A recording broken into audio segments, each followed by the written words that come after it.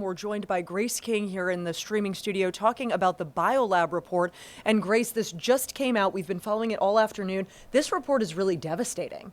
It is. It explains a lot of the failures behind the Biolab fire, what could have been done, what should have been done, and just, really tells the story of how this fire happened. Of course, this was back a couple of years ago, right after Hurricane Helene, and they said that Biolab was saying, from Helene and the heavy rain, they had maybe some water coming through the ceiling, and Biolab initially believed that was the cause of the fire. The Chemical Safety Board is saying, no, there's a lot more systemic failures with this parent company, Kit Consumer Products, that had been going on for years and years. I want to read you just some of the things that they pointed out. They said, although minor roof leaks were documented during Hurricane Helene, it's unlikely that the leaks provided the water source that initiated the incident.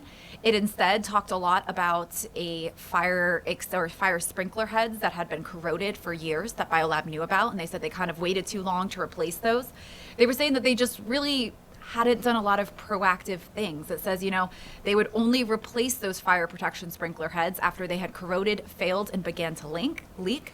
It says, had Biolab Conyers implemented a proactive and preventative maintenance program for that fire protection sprinkler system, a lot of that would have worked. It would have, maybe prevented some of that. And it's a long report. It details exactly what happened. It talks a lot about the chemicals involved, which we know the EPA had already identified and kind of warned people of the health hazards. But it really does shift a lot of that blame to Biolab in this report. A lot of it's just saying, there's all of these preventative measures they could have taken, and it says they should have taken.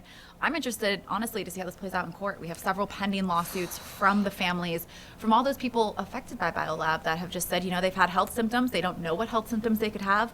The people who had to evacuate their homes, the people whose plants died in their yard, the people, it's a big agriculture community out there. They have a lot of horses, a lot of things. So lots of pending lawsuits, and I'm wondering, when you have the U.S. Chemical Safety Board say, hey, Biolab should have done X, Y, and Z, how that, would affect those. Yeah, that was the exact same thing that struck me as I was reading through this. It was how strident the language was. It really was, this is the fault of them for not doing this. It lays out that case bit by bit. And I know a lot of people who lived there were frustrated that it took such a long time to get to this point because there were so many questions, what ifs, what caused this, what happened. And the scary part for so many of these people who live there is some of those health concerns maybe they saw right away, but a lot of them won't be known until years from now. One of the lawsuits that's currently pending in court, it's one of the first of its kind because the people are asking for Biolab to pay for continuous health monitoring over a certain period of time. And it's hard to prove damages. It's actually at the state Supreme Court right now because it's hard to ask for damages when you don't know what the damages are. Right. But they're saying, we were exposed to chemicals for this amount of time. We don't know what the damages are, but we don't want to, be past the statute of limitations or find out too late. Like, we just want that peace of mind of having, whatever the testing may be to check their lungs or whatnot with these toxic chemicals that were in the air for so long. A lot of that was, the chlorine and different things that they want that health monitoring. So we don't know exactly where that will go from the Supreme Court, but one of that is, some of the issues were more immediate. I talked to one woman, Cheryl Garcia. She is a retired nurse and, she understands medicine. She knows a lot about it. She described herself as, pretty healthy up until the fire started. She would, she went outside and some of the chlorine would or the gases could come in like through the air conditioner or whatnot. And she developed just a really hoarse voice. She started coughing and she didn't quite know what it was.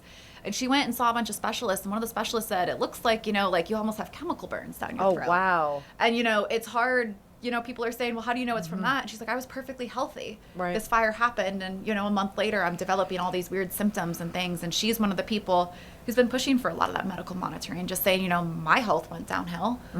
I don't smoke. I don't drink chemicals. There's nothing that would, give me chemical burns with my voice. Thankfully, she's been in vocal therapy, done a lot of things. She's starting to feel better, but, for how long? I know, for how long? And there's so many people that were impacted by this. The report laid out the number of people impacted. So it was 17,000 people who had to evacuate that day, 90,000 people who were told to shelter in place. That is a lot of people who could have been exposed to these chemicals. You look back at, the front page of that report. We have, Jordan pulled that up right there. You can see it on the screen. Those are astounding pictures if you look at that chemical plume. And if you live in that area, you are one of those 117,000 people who was impacted by this. You've got to be asking a lot of questions now. What are you hearing from people who live in that area? You've been reporting on this since 24. Yeah, I mean, people have wanted answers. They wanted to know what could have been done, what should have been done, why it wasn't done sooner. And that's a lot of the same questions in this report. A lot of it isn't talking about, failures in the moment of the fire, what happened in the moment. It's saying all of these signs were there.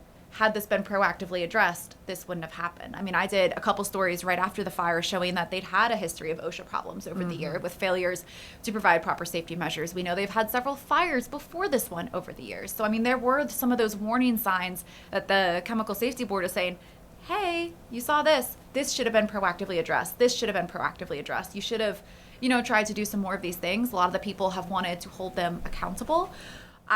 We've reached out to Biolab. We're not quite sure what the status of their Conyers facility is. We know that they told us they were done manufacturing there.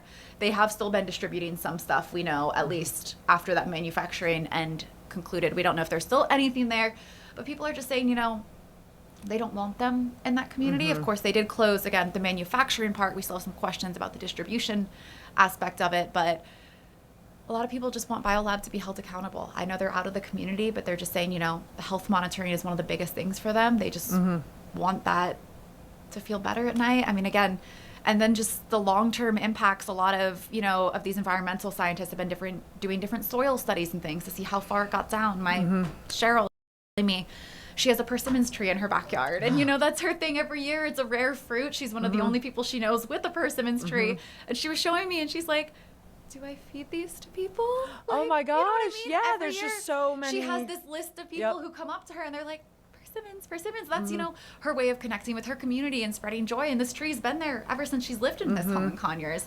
And she's like, is the soil good Right. a year Is or two this later? okay? Yeah. Or is this, I can't have this tree anymore. It's just hard So things many questions to grapple with. And of course, a lot of the animals too are feeding on the grass and things in the yards that people are like, are my horse is good. Right. We went to a woman named Donna. She's got a big horse farm, and all the horses are roaming, and the chickens. And she's like, are they good? Like, Right. is the soil fine now, or should we still be concerned? So just, they still want some of those answers. How about from Biolab? I know it would be quick for them to respond to this report, but leading up to this, what have your conversations with them been like? What's their response? They've just said, they're working closely with all of the regulatory authorities. They've told us that they set up that community assistance center in Conyers for a while to try and help some people affected by the fire. A lot of people went there. They got, some help.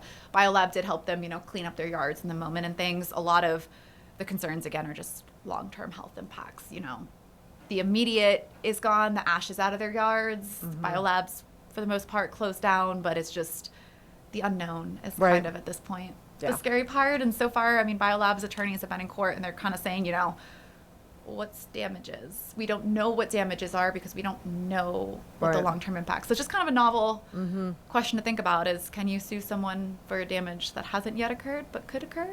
So it's kind of a weird legal question, but of course, we've reached out to Biolab on this report. They do have multiple Biolab plants in the U.S. There was another one in Louisiana that also had a fire. So again, just kind of that pattern that the Chemical Safety Board is saying, you've had this history, be a little more proactive. Here's what you need to do if you continue to do this. What I thought was interesting in the report as well was they said there were twice as many chemicals as were supposed to be stored there that were actually there. So not only was it the corrosion in the sprinkler system, but then also the amount of chemicals being stored at that facility was inappropriate for how big the facility was.